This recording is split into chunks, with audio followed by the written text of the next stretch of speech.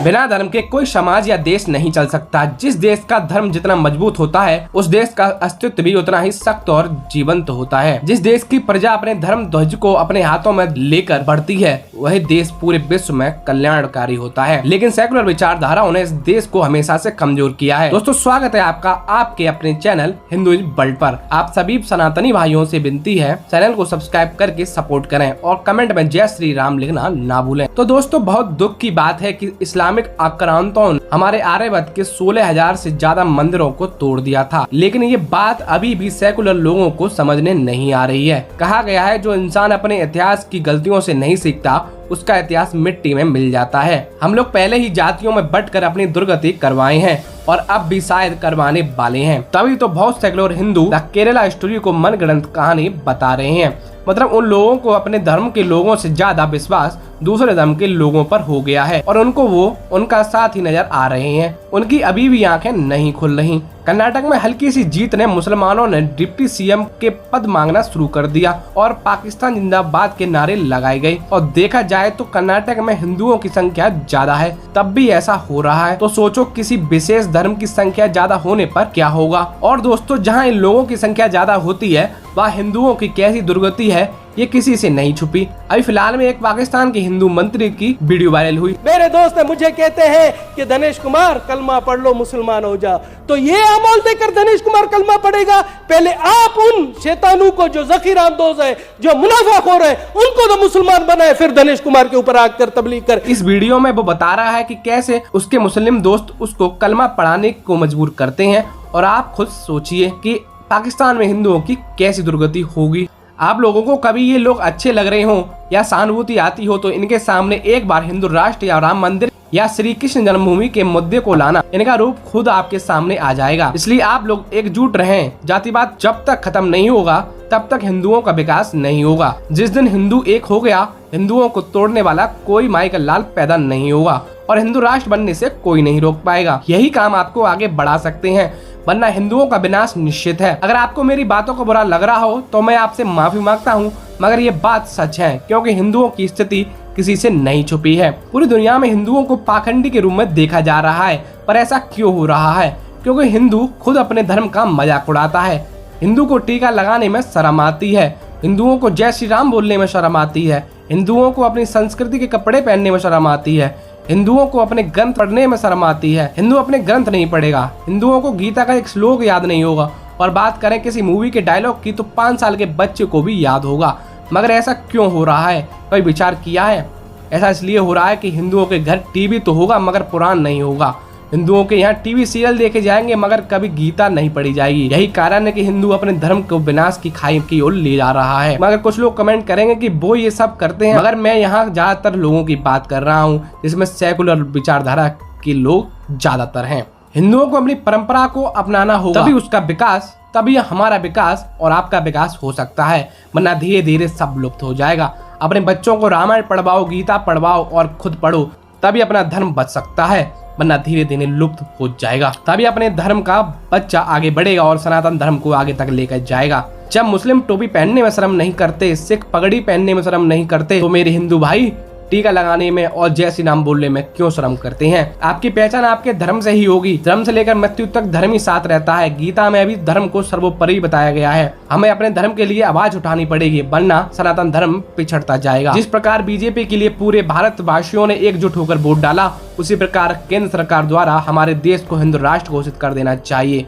और कन्वर्टेड लोगों को घर वापसी करानी चाहिए और इस पर एक कानून लगाना चाहिए। भारत में हो रही लव जिहाद पर भी एक कानून लगाना चाहिए, इससे हमारी हिंदू बहनों को कोई अपने जाल में नहीं फंसा पाए।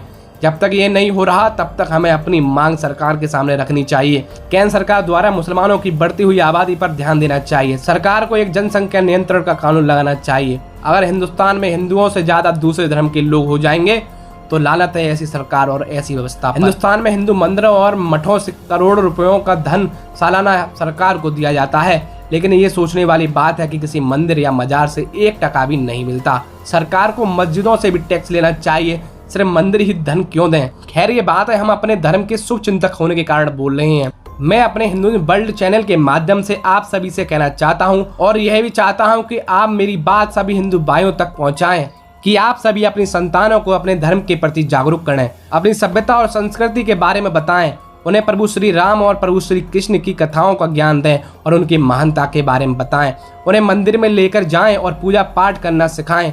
हमारे बच्चे हमारे धर्म के बारे में जागरूक नहीं हो पा रहे हैं क्योंकि हम उन्हें संस्कार नहीं दे पा रहे हैं। सुबह उठकर सूर्य देव को जल अर्पण करें, पूजा पाठ, आरती, बड़ों के चरण स्पर्श, भोजन से पहले प्रार्थना और प्रभु की भक्ति, ये सब हिंदू परिवार में शुरू करने होंगे, तभी हमारे हिंदू समाज आगे बढ़ सकता है। अपने बच्चों को बताया जाए कि हम सनातनी प्रकृति के पुजारी हैं, हमारे धर्म में गाय, गंगा, पीपल हमारे पूजनीय हैं क्योंकि ये समाज के पोषक हैं, धरोहर हैं। योग के माध्यम से स्वास्थ्य और संस्कार दोनों आगे बढ़ाए जा सकते हैं।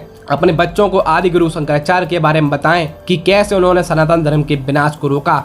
मुझे तो लगता है बहुत से लोगों को आदि गुरु शंकराचार्य के बारे में भी नहीं पता होगा, इनकी वजह से आज आप और हम हिंदू हों, वरना पता नहीं किस धर्म में कन्वर्टेड हो गए होते। अगर वो नहीं होते तो तभी हिंदुओं का विनाश हो जाता। अगर आप लोग कहेंगे तो उसके बारे में अभी मैं एक विस्तृत रूप में वीडियो बनाऊंगा। दोस्तों, आज की वीडियो में मैंने जिन जिन बातों के बारे में बताया, अगर हिंदू भाई इन बातों पर ध्यान दे लें तो हमारे सनातन धर्म को आगे बढ़ने से कोई नहीं रोक सकता और किसी माई के लाल में धर्म नहीं होगी कि वो हमारे किसी भी एक हिंदू भाई को कुछ बोल सके। हर हर महादेव। दोस्तों, आज की वीडियो के लिए इतना ही। मैं चाहूंगा ये वीडियो आप ज्यादा से ज्यादा शेयर करें ताकि हमारे हिंदू भाई ज्यादा से ज्यादा जागरूक हो सकें। कमेंट्स में जय श्री राम लिखना ना भूलें। पुराण में लिखा है इस्लाम धर्म का अंत कब होगा। दोस्तों, स्वागत है आज की वीडियो में। आज की वीडियो में हम आपको बताएंगे ऋषि वेदव्यास द्वारा लिखे पुराणों में इस्लाम के अंत का वर्णन है। दोस्तों, आज के समय में हिंदुओं का क्या हाल है ये आप अच्छे से जानते ही होंगे। हिंदू धर्म अपना धर्म छोड़कर बाहरी दुनिया में खोया जा रहा है, अपनी संस्कृति को छोड़कर बाहरी दुनिया में फंसा जा रहा है। जो सनातन धर्म अपनी संस्कृति और सभ्यता के लिए विख्यात था, आज उसकी क्या हालत है ये किसी से नहीं छुपी है। अगर आपके घर में बच्चे भगवान की पूजा करते हैं तो समझिए आप बहुत सुखी जीवन व्यतीत करेंगे क्योंकि आपके संस्कार ही ऐसे हैं। दोस्तों, आज से 5000 साल पहले वेदव्यास द्वारा रचित भविष्य पुराण में भविष्य में होने वाली घटनाओं का वर्णन है। इससे पता चलता है कि ईसा और मोहम्मद के जन्म से बहुत पहले ही महर्षि वेदव्यास ने पुराण ग्रंथ लिखते समय मुस्लिम धर्म के उद्भव और विकास तथा ईसा मसीह द्वारा संचालित उनके धर्म के विषय में लिख दिया था। दोस्तों, जिक्र आता है जब हिंदुस्तान की सीमा हिंदू कोश पर्वत तक थी तो वहाँ प्रसिद्ध शिव मंदिर था। ऐसा कहा जाता है एक बार कुछ संत भगवान शिव के दर्शन करने गई थी तो भगवान शिव ने उन्हें बताया था कि अब आप यहाँ से लौट जाएं, मैं भी इस स्थान को सदा के लिए छोड़ रहा हूँ, जाओ और सभी को बताओ अब यहाँ किसी को नहीं आना है। थोड़े दिनों में प्रलय की शुरुआत यहीं होने वाली है। कहा जाता है इसके बाद खलीफाओं के आक्रमण ने अफगान और हिंदू कोस माला के पास रहने वाले 15 लाख हिंदुओं का सामूहिक नरसंहार किया था। अफगान इतिहासकार खोंडा मीर के अनुसार यहाँ पर कई आक्रमण के बाद यहाँ पर 15 लाख हिंदुओं का सामूहिक नरसंहार किया गया था। हालांकि कुछ संत लोग मानते हैं कि भगवान जब किसी स्थान से नाराज होते हैं तो वहाँ प्रकृति प्रलय आने लगती है, इसलिए आज अफगानिस्तान और हिंदू कोस पर्वत का क्षेत्र भूकंप आने का केंद्र बन गया है। भविष्य पुराण में इस्लाम धर्म के बारे में मोहम्मद के जन्म से कई साल पहले बता दिया गया था। भविष्य पुराण पर्व 3 और खंड 3 में लिखा हुआ है, लिंगेच्छी शिराहिन समसृति संदुष्काः उच्छालापि सर्ववच्ची भविष्यति जन्मो मता बिना लोकम च पश्चाम भष्याताम तामम मसलेन संस्कारः कशेषु भविष्यति मुसलेन संस्कारः कुशेत भविष्यति तस्कान मुसलबलतो ही ताजतो धर्म दूषता इति पेशा धर्मस्य भविष्यति माकृतः। इसका अनुवाद है, रेगिस्तान की धरती पर एक पिशाच जन्म लेगा जिसका नाम मोहम्मद होगा। वो एक ऐसे धर्म की नींव रखेगा जिसके कारण मानव जाति त्राहिमाम हो उठेगी। वो असुर कुल सभी मानवों को समाप्त करने की चेष्टा करेगा। उस धर्म के लोग अपने लिंग के अग्रभाग को जन्म लेते ही काटेंगे। उनकी शिखा चोटी नहीं होगी, वो दाढ़ी रखेंगे पर मूछ नहीं रखेंगे। वो बहुत शोर करेंगे और मानव जाति को नाश करने की चेष्टा करेंगे। सभी मानवों को समाप्त करने की चेष्टा करेगा। उस धर्म के लोग अपने लिंग को अग्रभाग को जन्म लेते ही काटेंगे और अपने आप को मुसलमान कहेंगे। यह असुर धर्म कालांतर में हिंसा करते करते स्वतः समाप्त हो जाएगा। इस पुराण में द्वापर और कलयुग के राजा तथा उनकी भाषाओं तथा विक्रम बेताल 32 की कथाओं का वर्णन भी है। सत्यनारायण की कथा भी इस पुराण से ली गई है। इस पुराण में ऐतिहासिक तथा आधुनिक कथाओं का वर्णन है। इसी में आला उदल के प्रसिद्ध इतिहास का प्रसिद्ध व्याख्यान भी मिलता है। इस पुराण में बाबर, हुमायूं, अकबर आदि मुगलों का वर्णन भी इस पुराण में मिलता है। इस पुराण में हिंदुओं के प्रचलित सभी धर्मों का वर्णन है। श्रीमद् भागवत पुराण में भी हिंदुओं के वंश का वर्णन मिलता है कि कैसे कोई धर्म शुरुआत होती है और कैसे वो धर्म आगे बढ़ा था। दोस्तों, इसलिए कहा जाता है हमको हमारे पुराण तथा ग्रंथ पढ़ने चाहिए ताकि हम अपने धर्म से जुड़े रहें।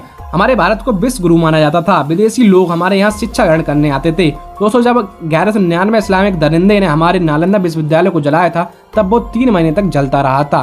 दोस्तों, अगर ऐसा नहीं हुआ होता तो आज भारत सबसे आगे होता और आधुनिक उपकरण जो आज बन रहे हैं हमारे सनातन धर्म में करोड़ों साल पहले ही बन चुके थे। इसका वर्णन हमारे वेदों में लिखा हुआ है। आज के समय में देश विदेश हमारे सनातन धर्म को अपना रहे हैं, वहीं दूसरी ओर धर्म मात्र हमारे धर्म को मिटाने की कोशिश कर रहा है। दोस्तों, हिंदू की स्थिति किसी से छुपी नहीं है। हिंदू समाज एक नहीं है, ये जात पात में बिखर गया है। मगर जिस दिन ये एक हो गया उस दिन किसी की भी हिम्मत नहीं होगी हमारे धर्म को अलग करने की।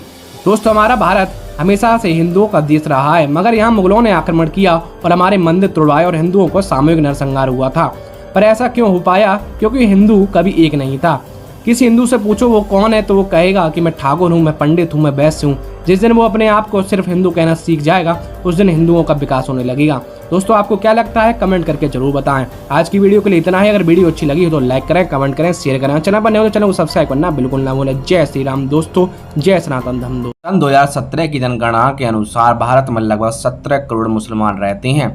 6वीं शताब्दी से लेकर 12वीं शताब्दी तक इस्लाम पूरी दुनिया में बहुत तेजी से फैला। यही कारण है कि आज दुनिया में इस्लाम के अनुयायी ज्यादा पाए जाते हैं। पाकिस्तान, मालदीव, इंडोनेशिया, अफगानिस्तान सहित 57 ऐसे देश हैं जो पूरी तरह से मुस्लिम देश के रूप में जाने जाते हैं। लेकिन आपको जानकर हैरानी होगी, धार्मिक स्वतंत्रता से लेकर अभिव्यक्ति की आजादी तक, यानी जितनी आजादी भारत में है उतनी आजादी किसी देश में नहीं है। भारत एक लोकतांत्रिक देश है जो संविधान से चलता है, लेकिन दुनिया भर में कई ऐसे भी देश है जहां हर समुदाय को पूर्ण रूप से स्वतंत्रता प्राप्त नहीं है। पूरी दुनिया में 47 ऐसे देश हैं जहां एक भी मुस्लिम नहीं है। इसके अलावा कुछ ऐसे भी देश हैं जहां मुसलमान तो रहते हैं मगर वहां कोई मस्जिद नहीं है। जी हाँ दोस्तों, आज हम बताएंगे आपको ऐसे देश के बारे में जहां मुस्लिम तो हैं मगर एक भी मस्जिद नहीं है। उससे पहले धर्म है जो पूरी दुनिया में हर देश में पाए जाते हैं। जाहिर सी बात है, अगर इस धर्म के लोग वहाँ है तो इबादत की जगह भी होगी। मगर दोस्तों, कई ऐसे भी देश है जहाँ एक भी मस्जिद नहीं है। तो ऐसे में दोस्तों, वो कौन कौन से देश है जहाँ एक भी मस्जिद नहीं है?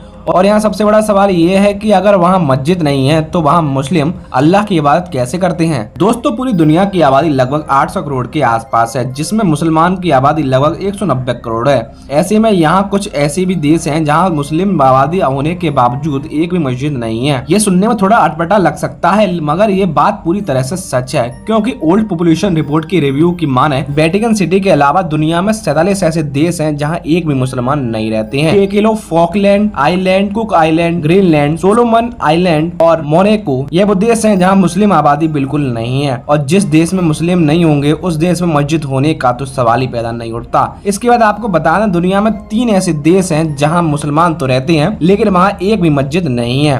इसमें सबसे पहले नाम आता है हमारे पड़ोसी देश भूटान का। भूटान भारत के पूर्व में हिमालय में स्थित एक खूबसूरत देश है। भूटान को थर्ड ड्रैगन की भूमि के रूप में जाना जाता है। भूटान भारत का पड़ोसी और मित्र देश है। भूटान में ज्यादातर आबादी गांव में ही रहते हैं। ये एक ऐसे देश है जहां कोई बेघर नहीं है। इसके अलावा यहाँ की सरकारें निवासियों का स्वास्थ्य खर्च भी निर्वहन करती हैं। भूटान को सबसे कुशल देशों में गिना जाता है। यहाँ की सरकार सबको घर तथा भूखा न रहने की गारंटी देती है। इसलिए आपको देश में ना तो भिखारी मिलेगा ना ही कोई बेघर मिलेगा। सबसे बड़ी बात, यहाँ किसी का इलाज बिल्कुल मुफ्त में किया जाता है। अगर दवाओं का खर्च भी सरकार उठाती है। वर्ष 2008 में लोगों की आंतरिक शांति का ख्याल रखने के लिए सकल राष्ट्रीय खुशी समिति का गठन किया गया। और तो और भूटान में एक खुशी मंत्रालय भी है जो सकल घरेलू खुशी को मापती है। कुल मिला के हम कह सकते हैं भूटान एशिया का सबसे खुशहाल देश है। यहाँ की कुल आबादी 7.5 लाख के आसपास है, जिसमें से करीब 7,000 लोग इस्लाम के अनुयायी हैं। परंतु इसके बावजूद यहाँ एक भी मस्जिद नहीं है और यहाँ ईसाई आबादी भी है, फिर भी यहाँ एक भी चर्च नहीं है। भूटान में लगभग 75% आबादी बौद्ध लोगों की है। यहाँ के बौद्ध ब्रजियान शाखा से संबंध रखते हैं और यहाँ के राजा भी इसी से संबंधित हैं। यहाँ मस्जिद और चर्च तो नहीं है, लेकिन आपके मन में ये सवाल उठ रहा होगा कि यहाँ पर एक भी हिंदू मंदिर है या नहीं। दोस्तों, इसका जवाब हम आपको आगे देंगे। सबसे पहले हम आपको बता दें, भूटान में आधिकारिक तौर पर बौद्ध धर्म तथा हिंदू धर्म को बाकायदा सरकारी मान्यता प्राप्त है। इसके अलावा यहाँ पर ईसाई तथा मुसलमानों को उनका कोई भी धार्मिक स्थल बनाने की इजाजत नहीं है। यहाँ के मुस्लिमों और ईसाइयों ने कई बार चर्च और मस्जिद बनाने के लिए अनुमति मांगी, लेकिन मस्जिद और चर्च बनाने के लिए यहाँ की सरकार ने कभी अनुमति नहीं दी। हालांकि धार्मिक तौर पर भूटान सभी को आज़ादी देता है। सरकार ने यहाँ के मुसलमानों को मस्जिद बनाने की इजाज़त नहीं दी, लेकिन वो अपने घर में अपने धार्मिक स्थल बना सकते हैं। इसलिए यहाँ के मुसलमानों ने अपने छत पर ही छोटी छोटी सी मीनार बना रखी हैं जहाँ वे अपनी नमाज पढ़ते हैं। इसी तरह ईसाई भी अपने घरों पर प्रार्थना करते हैं। भूटान में एक तरफ जहाँ एक भी मस्जिद चर्च नहीं है, वहीं दूसरी तरफ यहाँ कई हिंदू मंदिर हैं और बौद्ध मठ हैं। इस देश में हिंदुओं की आबादी लगभग 11.3% है। हिंदू मंदिर की बात करें तो यहाँ पर सबसे विशाल मंदिर भूटान की राजधानी थिम्पू में बना हुआ है। इस मंदिर में हिंदू देवी देवताओं की मूर्तियां हैं। यहाँ देश भर के हिंदू आते हैं और इसी के साथ यहाँ के स्थानीय बौद्ध भी इस मंदिर में आते हैं और पूजा अर्चना करते हैं। आपको बताते चले हैं कि 7वीं शताब्दी तक भूटान भारत के कुछ बिहार राजवंश का हिस्सा था, लेकिन बाद में यह अलग हो गया, जिसके बाद ये बौद्ध धर्म में तब्दील हो गया। भूटान विदेशी लोगों तथा विदेशी देशों के लिए संकल्प बना रहा है। यही कारण है ये देश दुनिया से अलग रहा। वर्ष 1970 में पहली बार किसी विदेशी पर्यटक को यहाँ आने की इजाजत मिली गई थी। यहाँ के अधिकारी विदेशी प्रभाव को कड़ी नजर रखते हैं और लंबे समय तक यहाँ टेलीविजन और इंटरनेट पर प्रतिबंध लगा रहा। वर्ष 1999 में राजा द्वारा यहाँ प्रतिबंध हटाया गया। यानी कि हम यह कह सकते हैं भूटान ऐसा आखिरी देश है जिसने टेलीविजन और इंटरनेट का इस्तेमाल सबसे बाद में शुरू किया। यहाँ विदेशी मुस्लिम घूमने आते हैं मगर उनके लिए कोई मस्जिद नहीं है। हालांकि यहाँ की सरकार ने एक प्रेयर करने की जगह बना दी है जिसमें 3 कमरे हैं जहाँ विदेशी धर्म जैसे मुस्लिम, सिख और ईसाई अपनी इबादत कर सकते हैं। भूटान विदेशी धार्मिकों को लेकर काफी सतर्क रहा है, इसलिए यहाँ बौद्ध धर्म और हिंदू धर्म के अलावा अन्य धर्म को मान्यता नहीं दी गई है। दोस्तों भूटान के अलावा शनोमोकिया और इस्टोनिया में भी एक भी मस्जिद नहीं है। मीडिया रिपोर्ट के अनुसार पिछले 10 सालों में इन दोनों देशों में मुस्लिम आबादी में बहुत अच्छी बढ़ोतरी हुई है और मस्जिद बनाने के लेकर कई बार विवाद भी हुए हैं, परंतु यहाँ की सरकारों ने सीधे मना कर दिया, हम यहाँ पर कोई भी मस्जिद नहीं बनाने देंगे। खास बात यह है कि भूटान की तरह ये दोनों देश भी खुशहाल देशों की लिस्ट में हैं। दोस्तों इस बारे में आपको क्या लगता है, अपनी राय कमेंट सेक्शन में जरूर दें। बाकी आज के लिए इतना ही, मिलते हैं जल्द नई वीडियो के साथ, तब तक के लिए जय श्री राम दोस्तों।